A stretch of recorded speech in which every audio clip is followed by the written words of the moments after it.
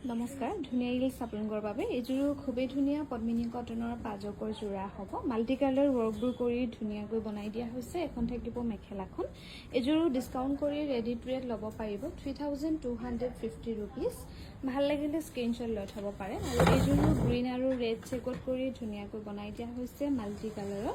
আৰু লগতে এখন থাকিব মেখেলাখন 3250 रुपीस ধুনীয়াকৈ ল'ব পাৰিব ভাল লাগিলে স্ক্ৰিনশ্বট লৈ থব পাৰে আৰু এযোৰো পদ্মিনী কটনৰ পাজকৰ যোৰা হ'ব ইয়াতে ইয়েলো আৰু ব্ল্যাকত ফুলবোৰ কৰি ধুনীয়াকৈ বনাই দিয়া হৈছে এখন থাকিব মেখেলাখন এযোৰা আপোনালোকে ল'ব পাৰিব 3050 रुपीस ভাল লাগিলে স্ক্ৰিনশ্বট লৈ থব পাৰে এযোৰো অৰেঞ্জ আৰু গ্ৰীন চেকত কৰি ধুনীয়াকৈ বনাই দিয়া হৈছে পদ্মিনী কটনৰ পাজকত এই পাজক যোৰা ল'ব পাৰিব 3050 रुपीस ধুনীয়াকৈ ল'ব পাৰিব